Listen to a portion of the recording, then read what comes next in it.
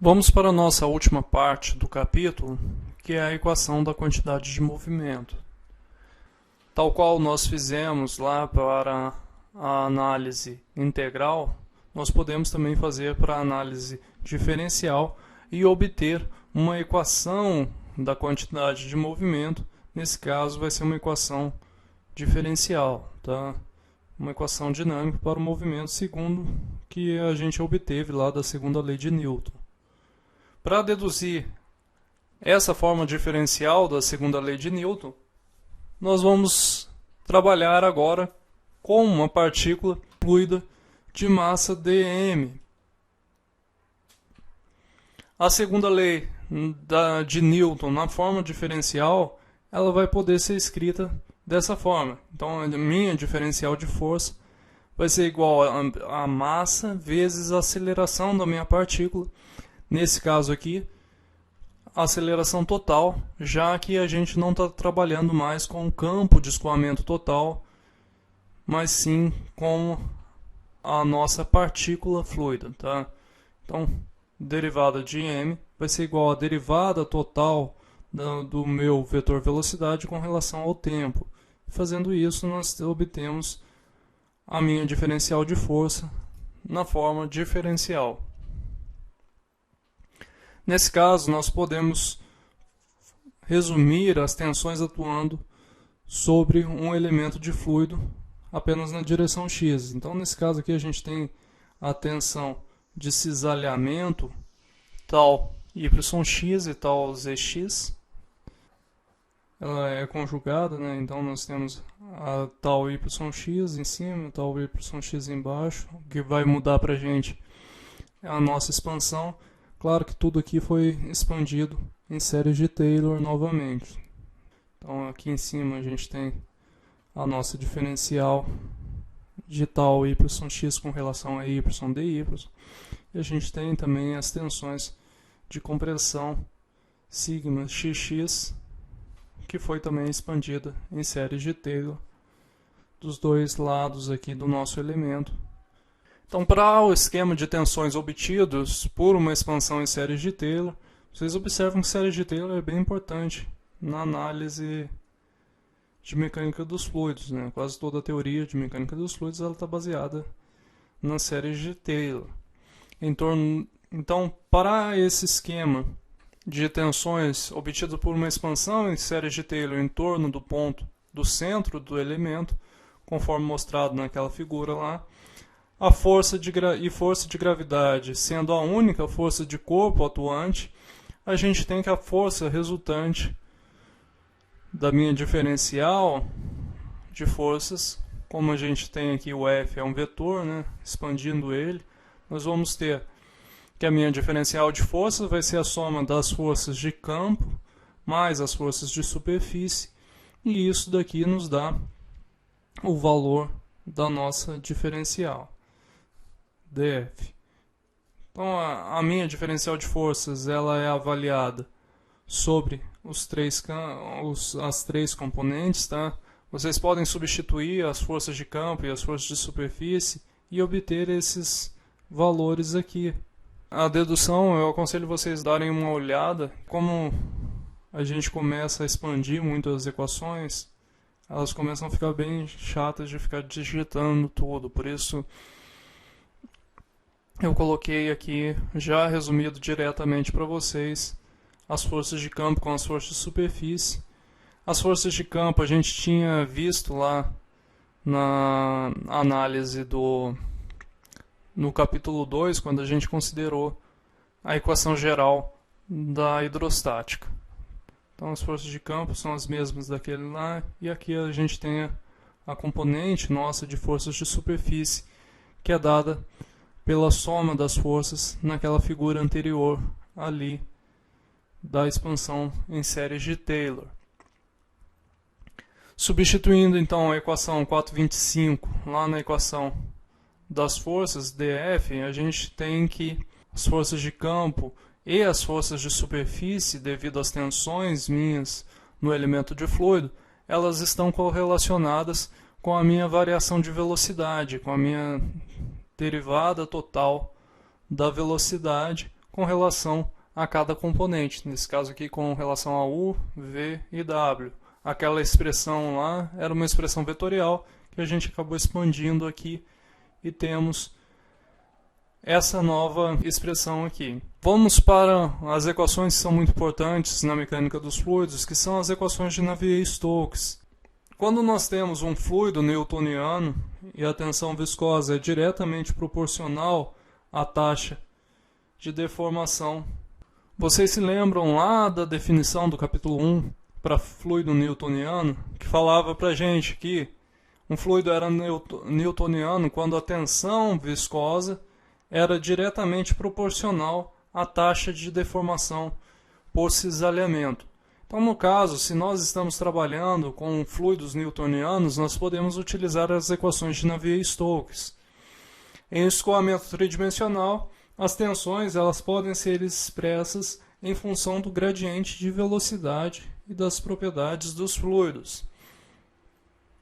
Nesse caso, as tensões vão ser dadas por essa forma aqui. Tá? Tal xy vai ser igual ao tal yx, que é mi dv dx mais du dy, ou seja, derivada da coordenada y com relação a x, derivada da componente da velocidade na coordenada x com relação a y. E a gente pode determinar isso para as outras componentes de tensões. A gente pode utilizar também a nossa expressão para as componentes de compressão, de tensão e compressão, de tração e compressão, né? Que vai ser o sigma xx, o sigma yy e sigma zz.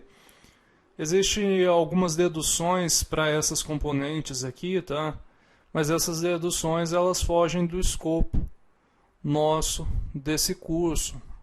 Vocês vão encontrar elas em livros mais avançados de mecânica dos fluidos, que vai determinar, mostrar como que é feita a dedução dessas componentes aqui. Substituindo essas relações. Mas um caso interessante é que se nós não tivermos a componente de tensão, de viscosidade, ou seja, se a gente puder desconsiderar a viscosidade no nosso fluido, essas componentes aqui virão apenas a nossa pressão, né? Virão apenas a pressão no escoamento. Isso acaba simplificando bastante a análise. Então, nesse caso, para essas duas relações, a gente pode obter isso daqui. Tá? E essas equações são as equações de Navier-Stokes. Só que daí fica... Imagina você resolver essas equações.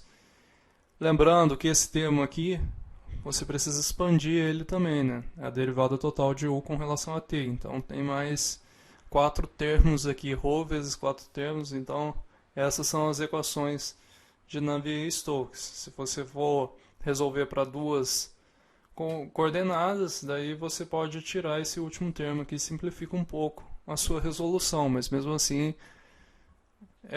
são equações que dão um pouquinho de trabalho de se resolver. Elas vão ter soluções analíticas para alguns casos específicos. A gente até chega a ver um desses casos em transferência de calor, tá? Que vai ser no outro semestre. Mas, por enquanto, eu não vou mostrar para vocês as soluções analíticas dessas equações. O que nós vamos ver vai ser casos bem simplificados para alguns casos que precisam dessas equações. Elas são simplificadas quando a gente considera escoamento incompressível com viscosidade constante. Se eu tenho a viscosidade constante, a gente consegue simplificar um pouco essas equações. E se eu posso desconsiderar a viscosidade, por exemplo, existem alguns casos quando você vai trabalhar com aerodinâmica, com perfis de paz, que você consegue desprezar a viscosidade. Nesses casos, você consegue simplificar muito as equações de Navier-Stokes, porque você acaba retirando essa derivada de segunda ordem aqui, que são esse D2U com relação a dx2, D2U com relação a y2, você acaba tirando essas derivadas e simplifica muito a sua análise. Então vamos para um exercício. A componente x da velocidade em uma camada limite laminar na água é aproximada por U é igual a Uzão seno de πy sobre 2 delta. A componente v da velocidade é muito menor do que U. Obtenha uma expressão para a força de cisalhamento resultante sobre um elemento de fluido por unidade de volume na direção x. Calcule o seu valor máximo para esse escoamento. Então nós vamos usar um pouquinho daquelas equações ali para resolver esse problema. É claro que vai ser de uma maneira bem simplificada, tá? No exemplo 4.5, então, nós devemos encontrar os valores máximos para as condições dadas e determinar qual é a força de cisalhamento por unidade de volume na direção x. Para isso, nós vamos considerar que a tensão de cisalhamento está ocorrendo apenas no plano XZ. E daí nós vamos, a partir disso, nós vamos escrever a força de cisalhamento diferencial para o volume de controle que nós vamos definir.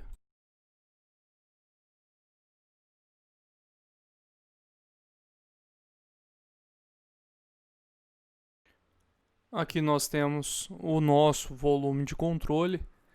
Estou colocando aqui as tensões de cisalhamento em cima. Elas são obtidas a partir de uma expansão em séries de Taylor. Então aqui embaixo eu estou considerando que é tal dx dz e lá em cima tal mais delta tal dx dz. A força de cisalhamento diferencial para esse volume de controle vai ser dada pela soma das tensões de cisalhamento, né? Então a minha diferencial de força de cisalhamento vai ser tal mais delta tal menos delta tal menos tal dx dz, e isso daí vai nos dar d tal dx dz. Essa é a nossa força de cisalhamento. A força de cisalhamento por unidade de volume vai ser, substituindo então d tal dx dz, vamos dividir pelo volume de controle nosso, que é dx dy dz. Fica só d tal sobre dy. Mas se vocês lembrarem lá da equação nossa, tal é igual a μ derivada de v com relação a x, mais derivada de u com relação a y.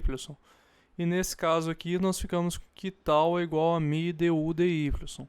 Portanto, a nossa diferencial de força sobre a diferencial de volume vai ser a derivada com relação a y de μ du dy, substituindo os nossos valores μ d2u sobre dy2.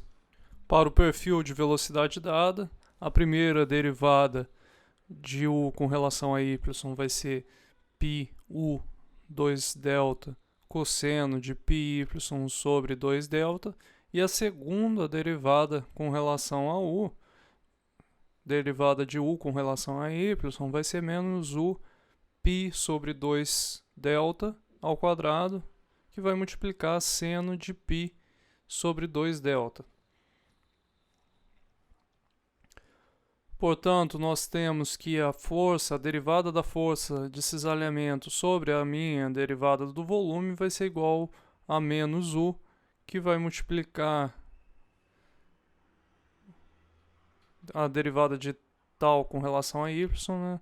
Substituindo isso, nós vamos ter que vai ser igual a menos u, que multiplica μ, π sobre 2 delta, tudo isso ao quadrado, que multiplica seno de πy sobre 2 delta. Quando que nós temos o valor máximo da derivada de força de cisalhamento? Vai ser justamente quando o termo seno de πy sobre 2 delta vai ser igual a zero. Nesse caso, vai ser o y quando o y meu for igual a delta.